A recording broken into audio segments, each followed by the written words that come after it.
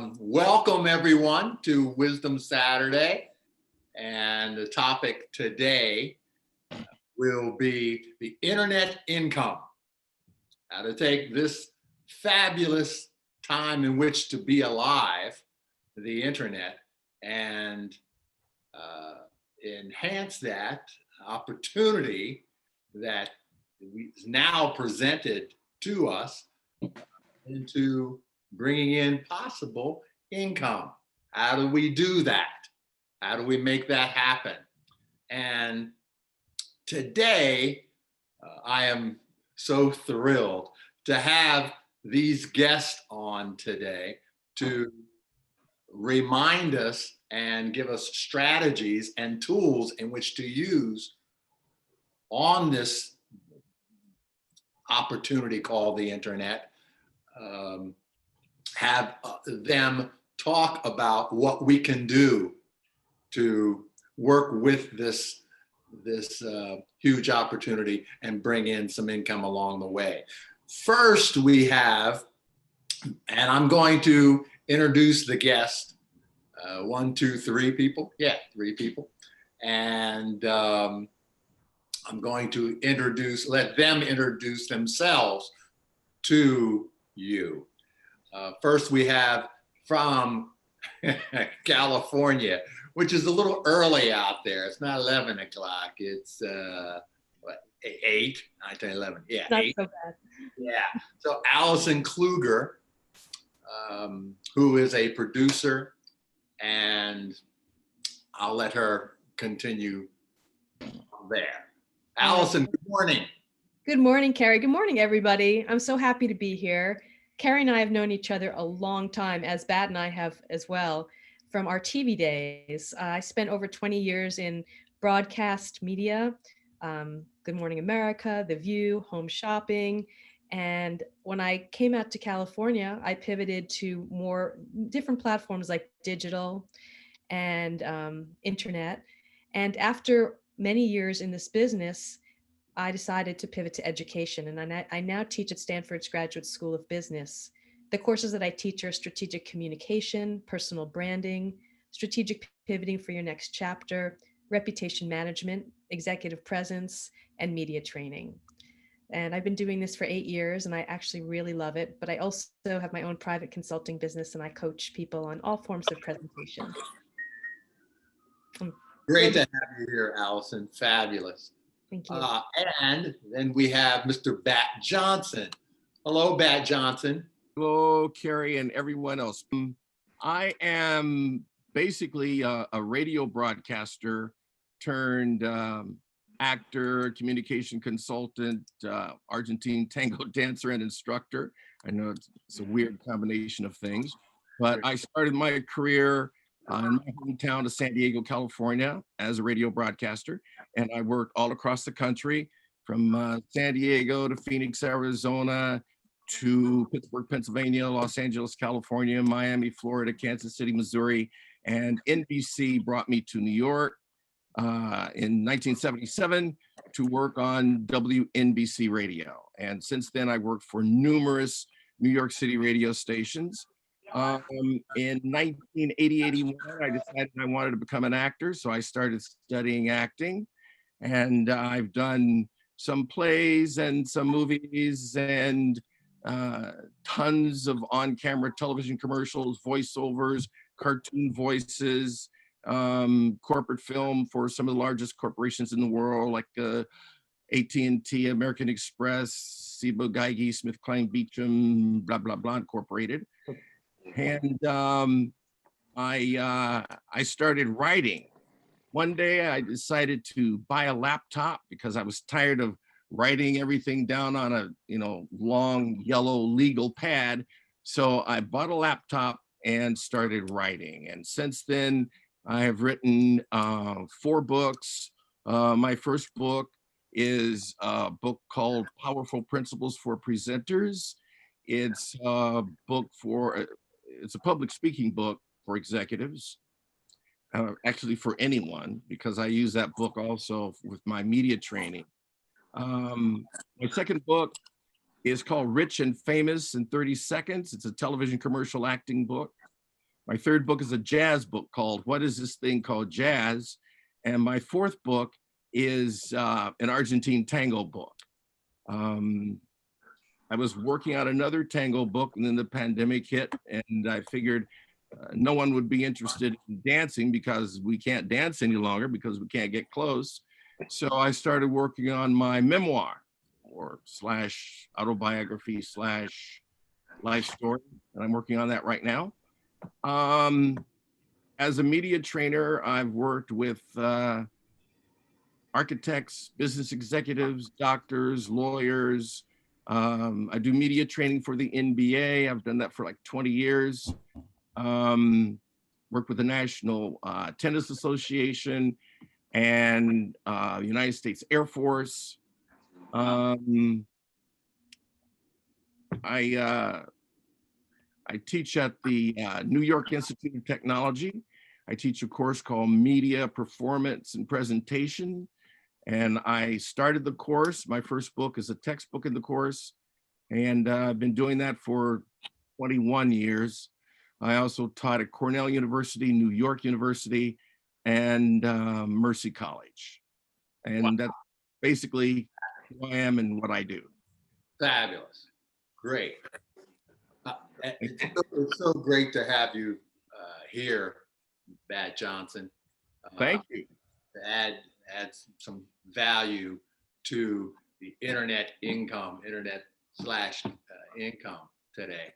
So then we have Rajan KC. His last name is KC. Literally. Rajan, how are you this morning? Oh, good. How are you? How is everyone doing? Rajan has been my tech person in this social media and the internet world for approximately a year now. Yes. And we speak almost every day. So Rajan, tell us a little bit about yourself. Yes. First of all, thank you so much for having me here. It's been really great. As you all know, my name is Rosen Casey. I'm currently senior at Queen's College, and my major is computer science with minor in mathematics. I also do. I also am instructional design assistant at Laguna Community College, where I help faculty, staffs, and students or give them training or assist them in using different technological tools to make their academics much more easier and flexible. As my side art hustle, which Kerry and I do talk a lot about it, I help coaches and professionals with in using all these technological tools to uplift and promote their businesses and ideas that we need to put it out there, which is especially important given this pandemic situations. Yes, very much so. Thank you very much, guests, four guests being here, three guests being here.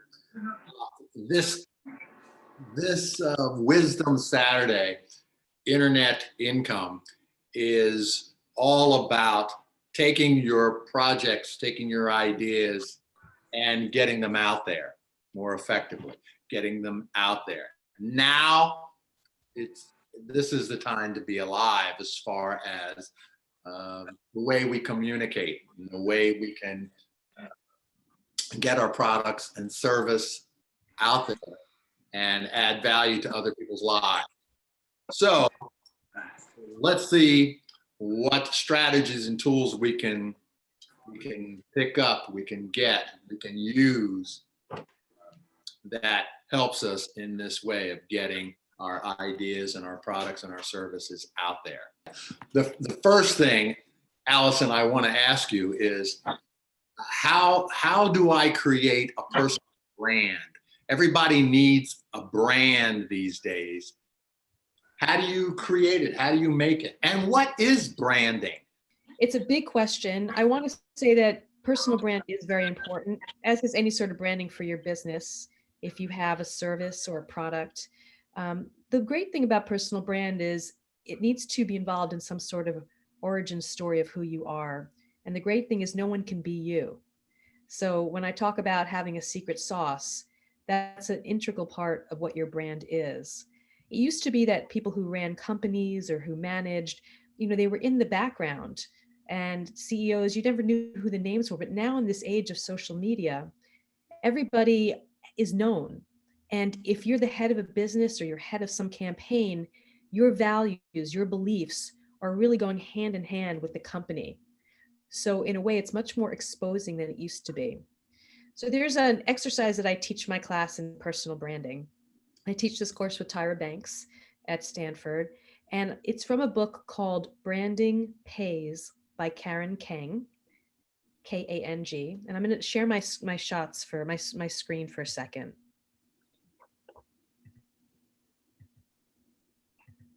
Okay. So I like cake. She uses this in her book, but I visualized it for us because I really like cake. And what cake is your rational value. It means, what is it that you offer people? What are your functional benefits and expertise? So if you're a lawyer, right, you're probably very good at arguing, you're good at research, you're good at writing up different paperwork. If you're a doctor, medical. If you're, whatever you're doing, your cake is your personal expertise in an area. For Batt, acting, anything with acting, dancing, tango, Kerry, motivating people. So what you really want to do is know what your cake is. Then the next part is your icing. Icing is the emotional value you add to people. It's not just enough that you can have skills and talents. It's how do you come off to other people? What would they say about you if you left the room? What if they were trying to describe you to another person? So your icing is kind of how people would talk about you or how you describe yourself. Together, your cake and icing make your own personal brand. And why it's important is if you're consistent with your brand, people know what to expect, and they can also evangelize for you or recommend you to someone because your brand is so clear. Let me tell you some tricks about how you can figure this out. This is an exercise I do. I've already filled it in, but you can take any sheet of paper. You don't even have to draw a piece of cake.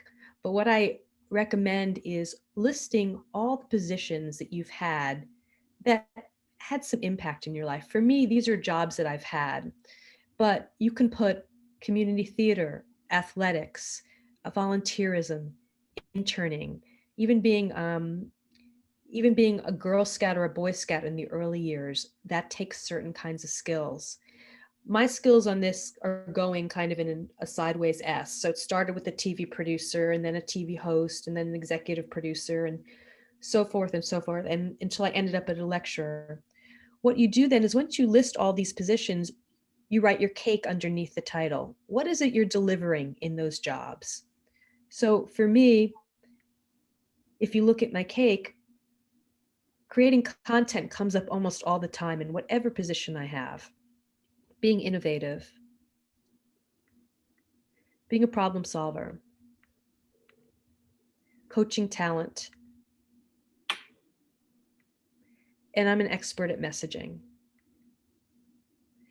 So what you'll find is as you list this, certain words will keep coming up.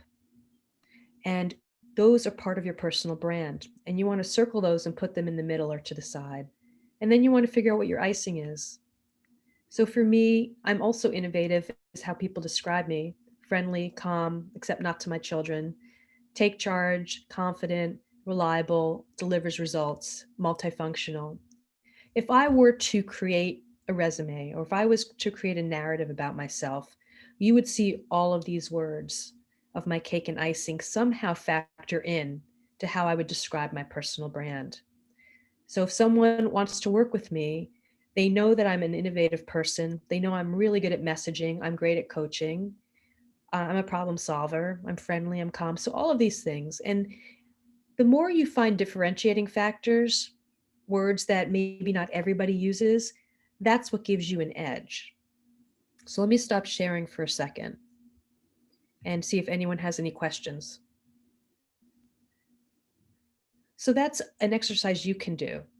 But creating a personal brand also involves, why are you doing what you're doing? Why do you care? If you can tell people why you care, like if Batt can express why he loves tango, then people will be more apt to listen to him talk about tango. So who you are and your epiphany in life, like why you love doing something, is very important. It makes people connect to you and believe in you and adds to your credibility.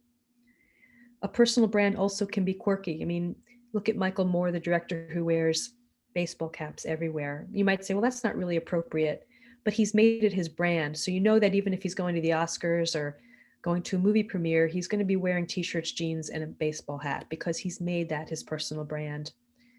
The key to a personal brand is being consistent. Maybe the first or second time you do something that stands out, people will say, well, why are you doing that? And you should have a story or a narrative. You know, I love baseball. I go to every single baseball game that I can, and I always get a hat. And I'm going to spend the rest of my life wearing hats. All of a sudden, your hat doesn't seem informal. It seems cool because it's part of your brand. So it's kind of a quick take on personal brand. That you I have have a I have question. a question. So when you're building your cake, Allison, what if you don't feel you're able to dig down deep enough? Is it advisable to ask for other individuals' input, friends, Absolutely. professionals? Yeah, I mean, it's interesting that because you and Kerry and I met at Home Shopping, which I thought was really cheesy for a really long time, right? Selling products on air. And I thought I'd never recover from going from ABC Good Morning America to being a home shopping host. But what's interesting is now if I put my cake and icing together, that's a very big part of my personal brand. I tell people that I was on air for 4 hours a day for 4 different shows, selling all different types of products. I learned how to message. I learned how to storytell. I learned how to stay calm under pressure. I learned how to demonstrate while talk at the same time. I used to be flexible. These are all things that Batt shares with me. So for me as a communications coach, it doesn't matter what the platform was. What matters is what I delivered. I think you just start off with listing almost everything and see what skills go under that. And then you can decide whether it's valid or not. Okay. So I remember working with Lisa Napoli at Q2 Television. She said, now, I don't want you to mistake and think that you're doing television. This is not television. This is Sears. Yeah. It's retail sales. And what I learned from being a television home shopping host was I really learned how to improvise. As a matter of fact, one of my shows, I was selling a series of miniature cast iron cars. Some were antiques, some were classics. So Kerry Ruff happened to be in the room that day. And I was selling, I think, a 57 Chevy and a 54 Corvette. So Kerry said at the end of the show, Kerry said, how do you keep talking? How do you talk for like half an hour on the same subject. How do you do that? I said that, first of all, doing this job really taught me the art of improvisation. But the other thing is, I learned how to do what I call micro thinking. You take one little thought and then you build out from that one thought tributary thoughts to the main idea. And you talk about that one idea until you've exhausted that idea, and then you move to the next one. So learning that little trick taught me how to really dig into a subject and really explore it. Yeah. So yeah, and that just, for your coaching and your acting and everything that you've done, it's a big part about your personal brand, this improvisational, probably helps with your dancing. So I encourage all of you. Oh, go ahead. No, yeah, the Argentine tango is all improvisation. Yeah. So it's being confident. You don't want to be like everybody else. Tyra Banks in our class says, different is better than better. If you say you're better than someone, there's someone who's going to come around and say they're better than you. So own who you are. Figure out what it is that makes you special. What do people come up to you? I'm sure people go up to Rajan and says, Rajan, you are a technical genius. So he knows that that's his cake. For me, what I hear a lot is, Allison, can you write that down for me so I can say it exactly the way you did? Or can you get on the phone and talk to my mother-in-law and say exactly what you said? So I know that's my superpower. I'm terrible at math, so that's not going to be an area that I'm going to focus on. but I know what my value is. And I want you each to think about, where do you add value? Because that's how you start the story tell and convince people to look at your work or hire you or collaborate with you. I have a quick question. I was wondering, how do you handle when you're presenting something or when you're trying to make your point and you get flustered by someone or something, and how do you recover usually from that? It's fine. You know, I really believe in a sense of humor, Kyra. I really believe, and I'm sure Batt and Kerry would say the same thing, being in the same field, that it's a unifying moment. I also believe in pausing. So you can just start talking at the moment that you remember, and then you can always go back, because the audience never knows what you're planning to say. So what the audience doesn't see, it doesn't miss. So if you get nervous or flustered, take a pause, go with the first thought that comes to your mind, and then you can always say, hey, by the way, there's something else I want to add. When you're nervous, you actually make the audience nervous. They pick up on your signals, which is why facial expressions are so important, and visual communication. If you're smiling when you say something, your audience knows that you mean it in fun, or you're being sarcastic. If you say something funny with a really straight face, they're not going to get the joke, because they're taking their cues from you. So if you're nervous, they're going to feel nervous for you. So that's my 2 hints: humor and pausing, and just roll with it. If I may add a little something, those are 2 very, very powerful hints you just gave, Allison. The thing about humor is, humor often works best if you're talking about the thing that just occurred or the thing that is occurring, as opposed to reaching back and finding a joke to add the joke to what's going on. So if you use your natural God-given sense of humor as it naturally spews forth from the current subject at hand, then you make a far greater impact. And the thing Allison mentioned about pausing is also very, very powerful. I use it in my teaching. Students don't know that I'm doing this, but when anything changes, the human being pays attention. So in other words, you look at my screen right now and it's still, but as soon as I gesticulate or as soon as something moves, your attention goes there. Yeah. So when you're speaking, you're talking,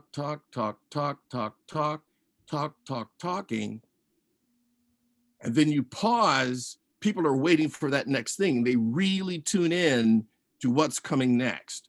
So pauses are extremely powerful. Thank you for that, Allison. I think, my tip on that, and redirecting fear, because it's all about fear, nerves and so forth, it's all about fear, is movement. You are movement, yes. Just moving your hands, moving your face, gestures, walking, maybe a step or two, using your voice, is all movement. So when you have feelings in your speaking, when you have that nervous feeling coming up, and move. Absolutely. So, I want to make sure that I get this in. Also with Rajan, of all the social media platforms out there to use, and a lot of us that I see that are on this Zoom today have small businesses, and have gotten them out there. Rajan, what is the most beneficial social media platform you see out there for small business? I know, like Miss Van Putten and Perry Gaffney, they have businesses going. What would you suggest? Rajan, can you hear me? Yes, definitely. What would you suggest? Well, my opinion is you have to be in every social media. That's my opinion. But just to get started, because it's gonna be really challenging, at least for starter, because you creating contents for all different platforms could be a little tricky. So what I would do is filter out the one you want, at least for the beginning. So another question you might ask is, how would you do that? So look back to your content, reflect back to your content. So first of all, look at what would be your target audience like. So what are your target audience like? So if they are somewhere between the teens, if you are targeting to the teens, your products or services, so definitely TikTok, because that's what's popular. So you start off with TikTok. Then you build up on other social media. You bring in Instagram and the others. Start off with a TikTok or a reel. Well, now it's Instagram has Reel. Yeah, definitely Reel. But you start off with TikTok Reel. Yeah. Really? Yeah, I mean, if your audience is like a teenager, that's where you start off. Oh, okay. But now, if your audience is professionals, then you might wanna move to the LinkedIn, Twitter. So that's just the starting phase. So if you're not sure where to start up, so those are the platforms that you could use to start up.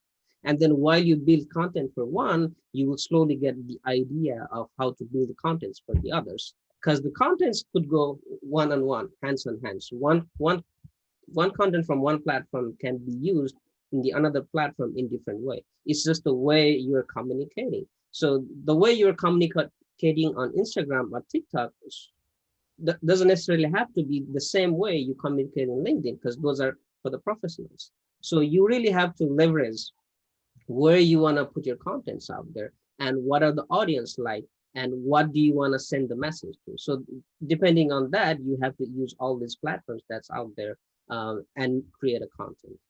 I'm on seven different platforms, and I put content on there every day.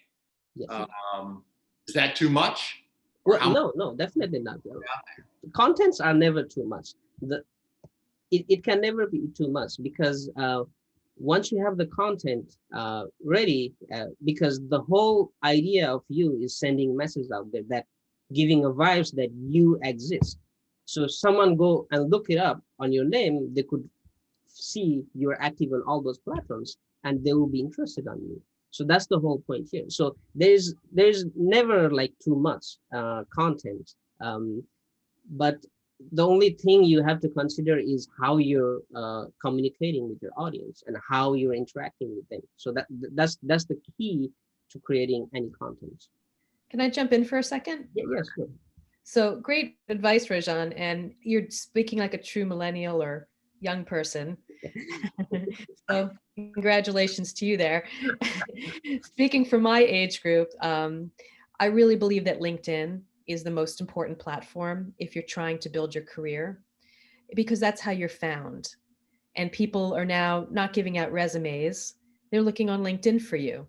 Yes. And so I think it says more about you if you don't have a LinkedIn profile than if you do. And they want to know that you can be identified. It's such a great tool for you because it really adds credibility and legitimacy. Yes. While I do agree that all platforms are great, I also believe that you need to use the platform that you're going to be the most committed to. So, but also what Rajan said is what's going to serve your need.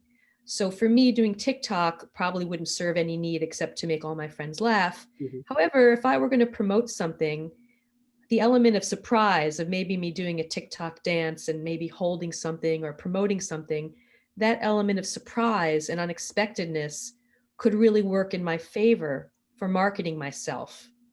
And so that is why I might use it, because it's so unexpected from someone like me. Instagram is great because it's very visual and you can do short stories on it. So you just really have to figure out, but I want to encourage you. I mean, I love, Rajan's got the energy and the age and the talent.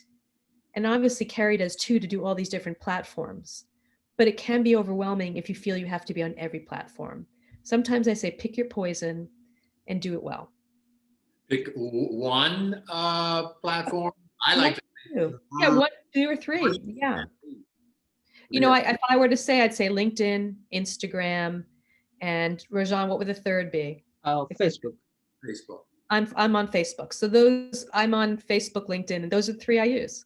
But younger people do tend to use TikTok and more kinesthetic platforms. Now, Allison, you coach celebrities. I don't want to mention names, but you coach celebrities from California. Is that what you recommend with their reputations, with their branding, to use social media and use the platforms? I think it's very important to them to keep their recognition factor up and their name out there. You know, I teach with Tyra Banks. She's got a very robust Instagram, and she posts all the time, and I'm a follower. And also A-Rod, or Alex Rodriguez, is also someone who I teach with. What I love about him is he's very active, Rojan. He's like you. He's doing TikTok dances with his daughter. He spent a lot of time doing short videos on Instagram showing what he's doing during COVID with his family. He's very self-promoting in a really fun, positive way. It really works for him, and I've also thinks it's shaped his reputation. So a lot of the reasons that you want to be on certain platforms is maybe you want to create a new reputation as somebody, or to create an awareness of a talent that you have that nobody knows about. So that's how you need to leverage these. It's great to post pretty pictures or jokes, but if you're more aware and more focused about why you're using the platform, Kerry, I follow you on almost all your platforms. Everything has intent, you know, move with energy, move with motion, like everything that you put, it's not a wasted post. And so that's kind of what I encourage you. I mean, for me, my Facebook is just for family and friends because I live far away from my family in New York. But I do post things about my business and seminars and things like that. But anything else, there's usually an intent behind it, either to help somebody, inform someone, educate, or promote something that I want people to join. Perry Gaffney, you are doing something different and unique. Perry, can you hear me? Yeah? Yeah. I had to unmute. You're doing something different and unique with the internet and with social media and bringing in income. You put out your one-woman shows. And could you tell us a little bit about that? You're also going to be on here next month. That actually, I am putting out. I have 4 one-woman shows, and one is based on a book that I wrote, a novel I wrote called The Resurrection of Alice, and I adapted it to the stage. And I've been doing that for a while, and I've won a few awards. But and it's going to be presented. I did it at Appalachian State University recently. They shot it with 3 different cameras and an aerial view, and so it's a whole different presentation. And they're going to be airing that October 29th. But that actually was not me promoting that. That was a director that just loves the show, and he brought me to Billie Holiday Theater in Brooklyn a couple of times, and he brought me down to North Carolina a couple of times, and with the North Carolina Black Rep, because he went down there as the artistic director. And so it was his idea, and he hooked it up with Appalachian State because they have a relationship with Appalachian State. And people like one character shows, no more than 3, I'm told, no more than 3, just because of the times, and that's just the way it is. They can't get the audiences, so you have to pay these people. So he wanted to present it in an entirely different way to the university students, but he's opening it up to the world through the internet. And I was in a theater that sat 3,300. Nobody was there. It was just the camera people and the sound people. And that was really liberating, because if I messed up, they could just take it again.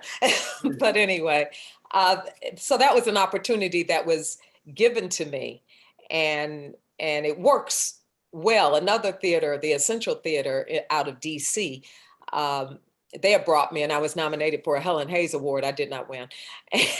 And they said, because that was the first time, they've been around for like 30 some years, and they brought me in 2013. And that was the first time any of their shows had ever been nominated for a Helen Hayes Award.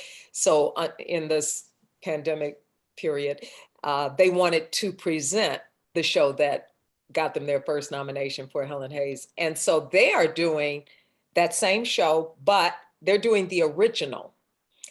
The one I'm doing October 29th, it's shortened, it's greatly shortened. And it was shortened because I was offered in Florida once by a gentleman that they could put me up and they could have all the schools come and see me. The story is about arranged marriages between teenage girls to old men. And it was inspired by a true story. And so they thought this would be great because you learn so many different lessons. And it's in the African-American community, which a lot of people don't think of that. They think of India or China or maybe Africa or Israel, but they don't think of African-Americans. But that was something that was practiced very commonly from the 1950s and before. And it actually goes on still today on a smaller level. But anyway, that's what the story was. This man thought this would be a nice educational outlet. He said, we will put you in a big theater. You would do the show 2 to 3 times a day.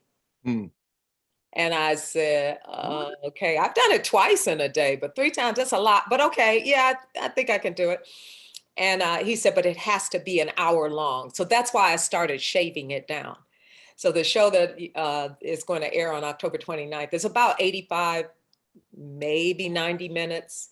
It used to be, no, it's about 75 to 85 minutes. They're gonna put it on the internet on the 29th. Yeah, I can. Where can we see that, Perry? You have to, if you all send me your emails, you have to reserve a space. It'll be on this, because this I will be putting on YouTube and edited, and I'll be putting it on YouTube with our information in the description box below. It's the North Carolina Black Repertory Theater. So if you go to their website, ncbrt, I think, .com, or ncbr.com, then they will probably have a thing but you have to RSVP. Now, what this is all about today is the internet-income. Now, people will be watching this, Perry, and then you'll be getting branding done and connection with people that you do not know and so forth through this, correct? Yes. So, I already got paid, and it's free to watch.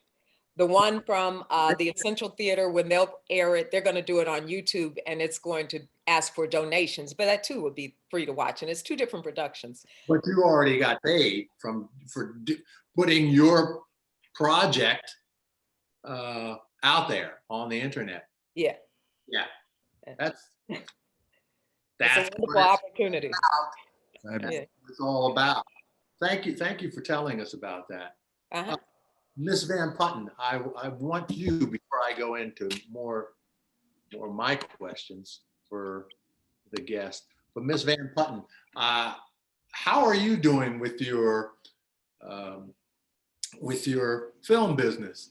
Because first, you're. I wanted to say, I'm sorry to interrupt. Kluger, thank you so much for taking me off the hook with not being on all those social platforms.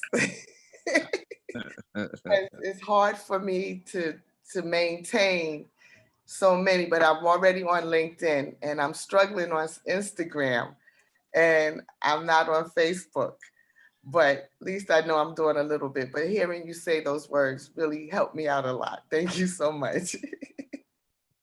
Okay, Mr. Ruff.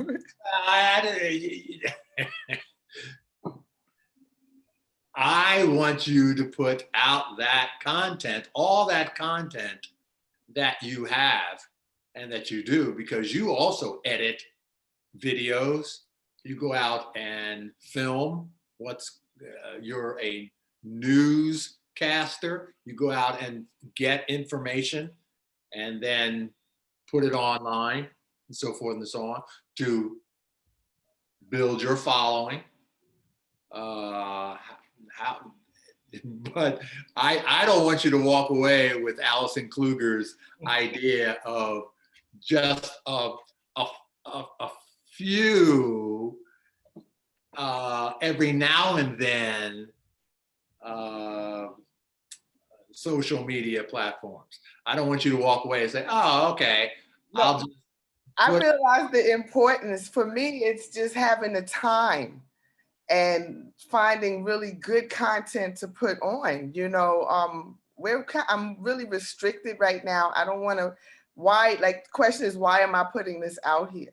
And I don't want to use old material, things that are not as relevant as it, could be. And I don't have a lot of time to just really focus on getting new content at times. So that's been a struggle for me. Kerry, can I jump in for a second? Please. Yeah, remember, all of us are giving you our best advice that we know. And Kerry has a certain way, which is very successful for him, of using a lot of different platforms. And he's so energetic. I work and have kids, and I'm not the most technical person. So as I said, I'm going to use the platforms that serve me well. For someone like you, Kerry's trying to encourage you that if you have great videos, not to hide them. LinkedIn, by the way, does allow you to put blogs and videos and anything that you've done. So you can do that. But something that I encourage all of you to do is to broadcast anywhere you can. And it can be a different way. You can find like the 5 most important people in your life. It could be a mentor that you've worked with. It could be a friend who's in a different field but is connected. And you can send out a video that says, I just want to let you know what I'm working on right now. If you know anybody that would be interested in this or could help me, I'd be so grateful. And then you could attach your video. So an email can work just as well. Before COVID, I would suggest to people, have a dinner party and invite lots of different people. And everybody goes around and talks about where they're pivoting or what their side hustle is or what they're doing. I also believe that whoever you talk to for help, you can say, I'm hoping you can help me, but if not, who's the next best person aside from you that you would recommend that I talk to? Many times, if someone can't help you themselves, they feel a little bad. And so they're very excited to pass you on to someone else who might be able to help you. Okay. So what we have to get over is our fear of reaching out and broadcasting who we are. And so in that way, like Kerry, I encourage you, no one is going to know who you are and what you do unless you put it out there. It's just the methods that you put it out there. Okay, that's a good point. When you were talking about, Ms. Van Putten, when you were talking about, I don't have the content and so forth and so on, Batt Johnson knows that communication, you can communicate, put up me eating a bowl of cereal, that puts out there what I do and what I'm about. I would say the cereal is sugarless, and don't eat too much sugar. So Batt Johnson would say, almost anything that you do in a day, and I know you do so very much with your business, and you have so much to talk about every minute of the day. So I don't want you to be afraid of the content or the communication needed. I don't know what to say, so I'm not going to put it out there. I'm not going to communicate it. I'm not going to put it out there. I say put it out there, even on three platforms. And I like what Rajan said. He was saying the platforms for the millennials, or the platforms for professionals, as he said, LinkedIn, Instagram, and Facebook. But those 3, get that communication as simple as you might think it is. People need to hear it from you, and your branding, as Allison was saying, your branding comes from that. I mean, my branding is no sugar cereal. Like, No, I would just like to jump in briefly. I'm not very technical either, not at all. But the more I use it, the more I work with it, the better I get. And you know, I come from a generation that did not have technology, and it took me a while to get accustomed to the whole idea. Frankly, I was afraid, and I still harbor a little fear of technology. And that's why I'm so glad that I met Rajan, because I'm going to hire this young man, and he's going to teach me some things. I have another friend who helps me, but you know, I know that I absolutely, positively have to get my technological life to the next level, and now's the time to do it. Why? Why do you feel that way? I mean, you've got all your books, and why do you feel? Well, first of all, because of the pandemic, I've gotten a lot of new clients because of this thing we're doing right now. The idea of Zoom. People are afraid to talk in public, and they're even more afraid when there's a camera involved. Everything I teach, I do it with a camera. Yeah. First day of class, it was a 16-week class. The first day of class, we go around the room and introduce ourselves. Every class I teach, every student must do the same thing. On the board, I write the following. Tell us who you are, what you do, and why you're here. And they can't do it from their seat. They have to get up in front of the class, and that's their first introduction to, you know, to public speaking. The next class, I bring a camera, and I make sure that the camera is not already sitting in the class, that they see the technician bring the camera in, and you should see the faces. Their eyes get big and they start sweating. What's that? It's a video camera. Yeah, I know, but what is it for? Well, it's for you, because with the camera is where you really, really learn, because you get a chance to actually see and hear yourself, right? So to answer your question, Kerry, because of the pandemic, I now have to teach remotely, which I am absolutely not happy about at all. And you know, I'm forced to use Zoom, and it's very uncomfortable for me, because I'm used to either working with you know, seeing a large screen, the playback is on the blackboard, on the whiteboard, or a full screen computer screen, not a 1-inch by 1-inch thumbnail. And it's very, very difficult to teach the subtleties of public speaking when I can't see your whole body, and when you've been, you know, diminished to a little bitty square. So I'm going into the 21st century kicking and screaming, Kerry, but I'm going because I know I have to. Yeah, because you have to. yeah, one of the things that I would also, first I would like to address what Allison referred, and I'll come back to Mr. Batt definitely. Because Allison also mentioned that you have to find a mentor. And speaking of which, what I would also suggest, like, you definitely must find mentor. And one of the other thing that you could do is, for example, if I want to put certain content in Instagram or LinkedIn, for example, so you look up to the people who is doing the similar thing that you do and see how they're interacting with the other people. That way you kind of get a zest of, okay, so if they're interacting this, let me make it either better, or let me try this way and see if that works for you. So that would be one of the suggestions that I could do. Even when I create a content, if I have to make a flyer, I go look it up and search for some flyer ideas and try to combine all those ideas and come up with one solution. That's a great idea. You had me do that about a year ago, and I looked up Allison Kluger's friend Gary Vaynerchuk, and he gave me ideas, and I kind of followed his format because I needed to get my videos about physical communication and how to communicate and how to connect with other people. I needed to get that information out there, and I didn't know how to do it. So Rajan suggested that, okay, well, what are you doing this for? What's your objective? What do you want? More followers? More people to see you, so income?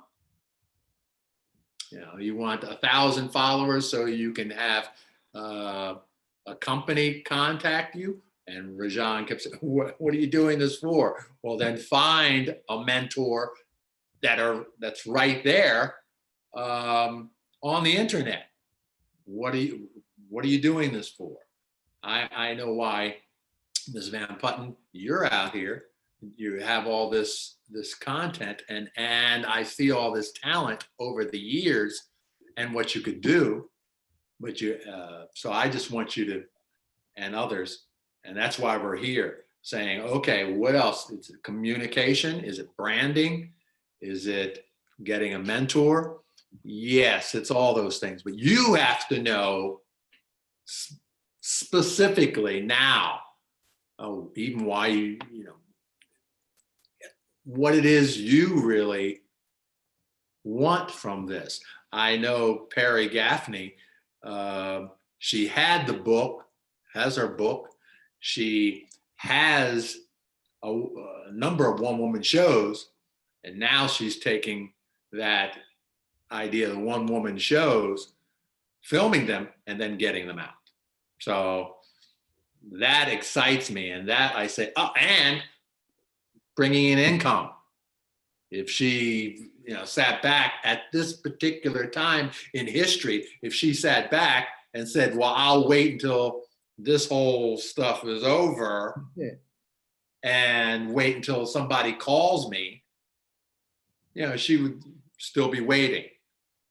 But because she has this idea and has this talent, and she's moving. So Can I add something, Kerry? please. Yolanda, I don't know what you actually do. It sounds like you make videos. I do it performances and productions, but I do have the talent of editing and shooting video. Fantastic. So what I find, and Kerry and I were talking about this before we actually went live with this, is that a great way to get notice and to get business and to make money is to be of service to somebody and do something for a very low price or almost free. Because once you do a project, then you can leverage that project on social media. I'm going to give you just a quick example, a real life example. My friend who's a jewelry designer, which is it's a hard thing to do.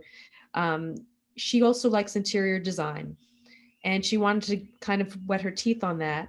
So she had a friend who was decorating, and she said, why don't you let me decorate for free? It'll just be the cost of whatever we buy for your home or for your room or whatever it is. But I'd really love, and she's an artist, my friend. So her friend trusted her.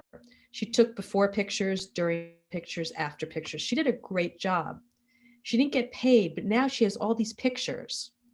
So she asked her friend, do you have another person who might be willing to let me do some interior decorating? And she said, let me introduce you. And Robin showed the pictures of before, during, and after, and did this other project, again, just at cost of the products. Now she's got two projects that are legitimate.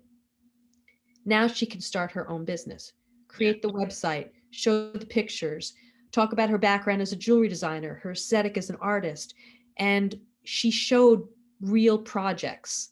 So the next one she will get paid for, which she was paid for.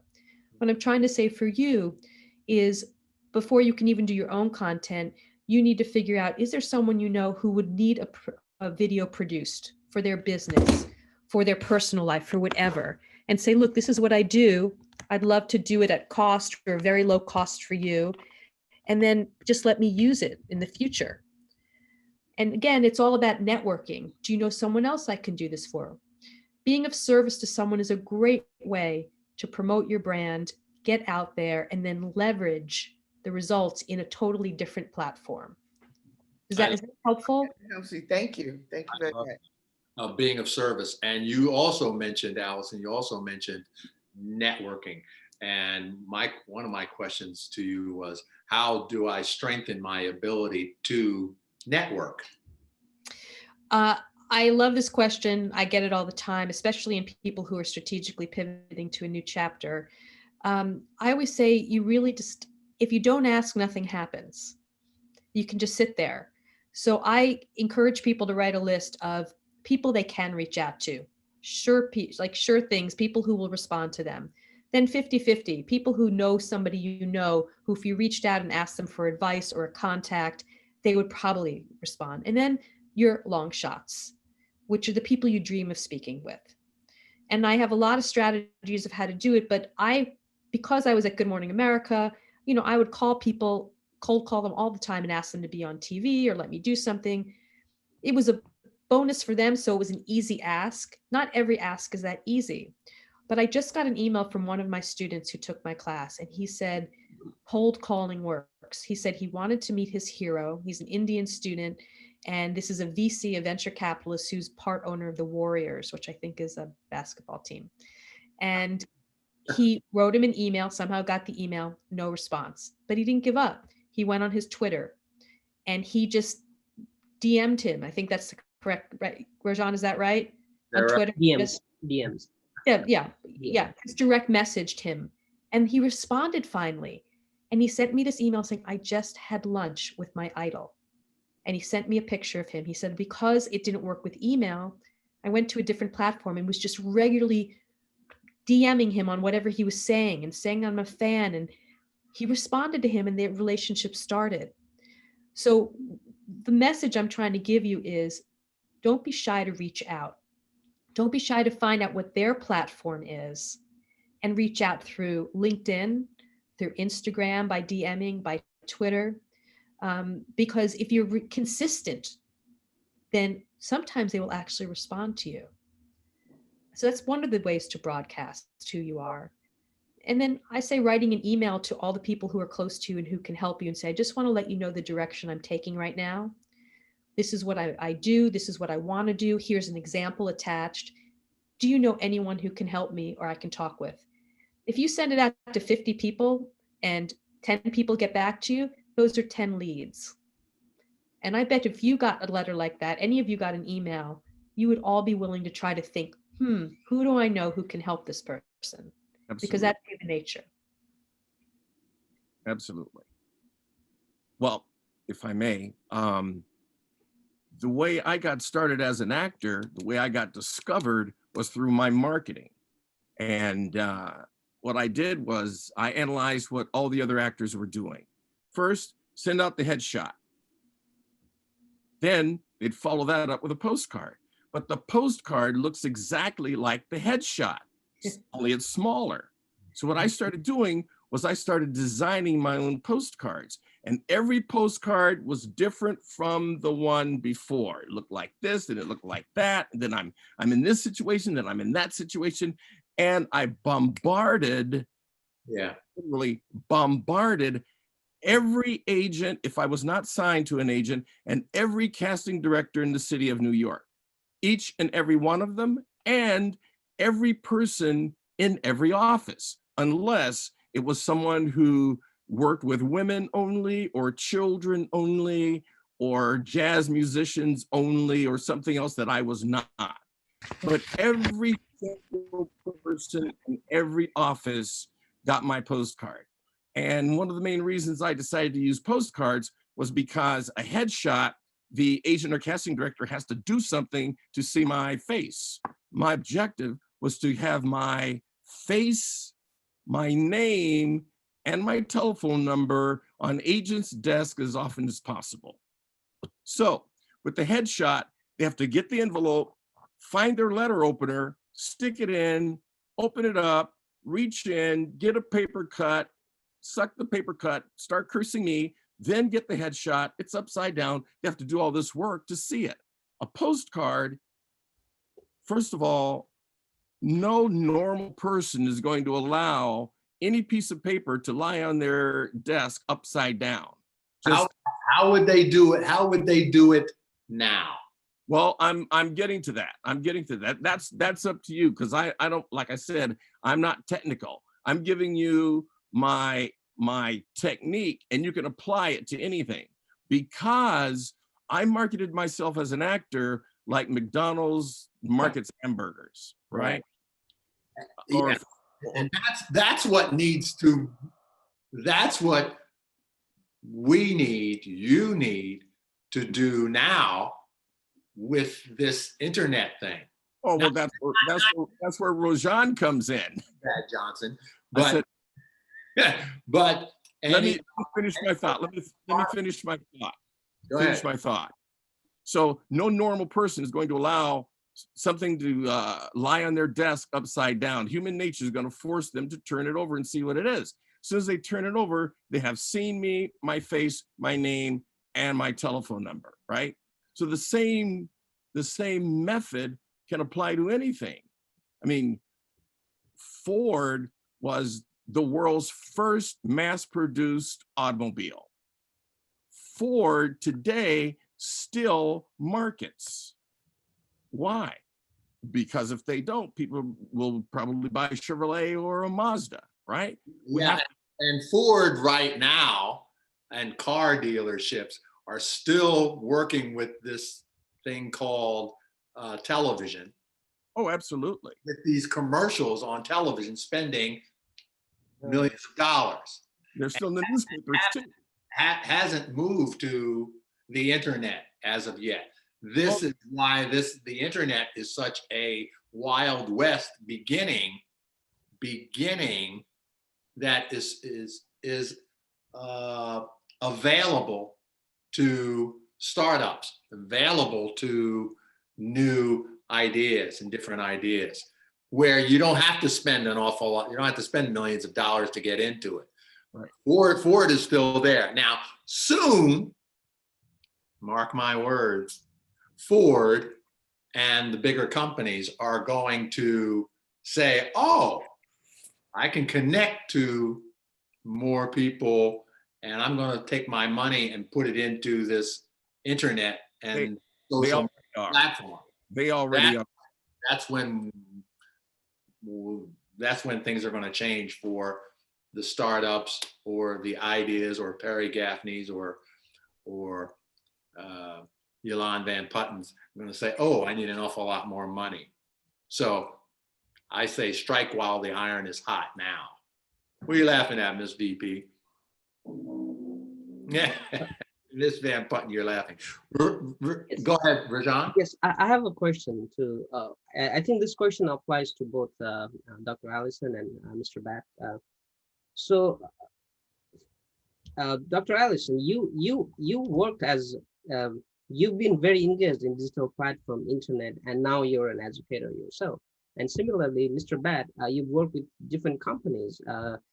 You've worked in with presenters, medias, trainings, and now you yourself are as a writer, right?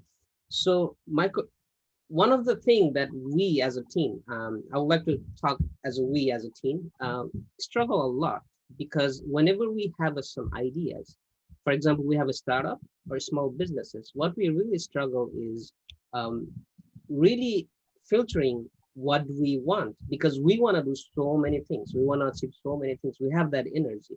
But what really matters is branding yourself and communicating that brand to us. We know how technology works. We know where we should be doing it. But one thing we really struggle is to really filter that out, to filter what exactly we are branding and how do we communicate to brands. So I guess this question goes to both of you. How do you cope these challenges that we as a teenager, our startup of a business have in common? So it's a great question, Rajan. And what I would encourage is a very simple framework that I use in all my communications and what I teach. It's called AIM, AIM, audience, intent, and message. You have a great idea, right? You have a startup. Mm-hmm. So who's your audience? And you said this before when you were talking about your social media platform. So who is, let's create a product. I an app of some sort, an app to tell you which churches are open, you know, during COVID. Yeah. Right. So who's your audience? Churchgoers, families, right? Maybe some children who have services. So you know who your audience is. So you have to cater your message to that. What's your intent? Your intent is to create community. Your intent is to have a place where people can still go that's safe. Your intent is to have people easily find a location that's near them, because churches tend to welcome everybody. So you need to know what the intent is of this communication. And finally, your message. What is the message? Find a church anywhere, at any time, within 5 blocks of you. So if you can just figure out who is your audience, what is the intent of this communication, and what is your message? Messaging is really important, but it also should be very succinct. You should know your top line message. You should be able to repeat it, and it should be able to be repeated. If someone met me and said, Allison has this great app about churches, and they'd be, oh, what is it? You can find a church within 5 blocks at any time. It should be that simple. So that's how I would encourage anyone to start. And as for kind of branding it, I would have visuals. I'm a great believer in visuals. How can you show and tell a story? One other framework is past, present, and future, or what, so what, and now what. Past, present, and future is, it used to be that you would wander and look around and see if there was a church that you could go into. Now it's as easy. Everyone has an iPhone. And, you know, now what we do is we belong to a church that our family belongs to. But what if we're traveling and we want to go to Sunday services? Well, with my app, I just put in where I am, and I'm going to know where the next church is. So past, present, future. It's kind of presenting a solution. But what, so what, now what is it that you're trying to do? Trying to make religion more accessible to everybody during this time. So what? Which is, what's the significance to all of us? Why should we care? These are tough times, and it's just nice to have the comfort of community. Now what? Well, now because of this, we know exactly where to go, what church is open, and how to find it. Very simple frameworks. Thank you very much, everyone, for being here. And don't forget, you can, in about a week, we'll have this edited, and we'll put up on YouTube with all of the guests' emails, and you'll be able to contact them personally. I know Batt Johnson wants to contact Rajan. Absolutely. And don't forget, everyone, as you're communicating, like Allison said, you have to know what it is that you want, but also say to them, like Miss Allison Kluger, I would say, oh, I can edit some of your videos. Yeah. How can I be of service to you? How can I be of service? How can I be of service? And, you know, in this world, all Kerry has to do is say, Allison, do you want to show up on this, or Batt? I would, in an instant, because that's what reputation is. And I love Kerry, I love Batt, and I have a history with them. You'll find that people are always willing to help or do things, especially if you have the reputation or you have a genuine affection for them. And so that's how it works in this world. You just can't be afraid to reach out and network. Beautifully said. Thank you. And add value to each other. So thank you so very, very Thanks, much. everybody. Thank you. Great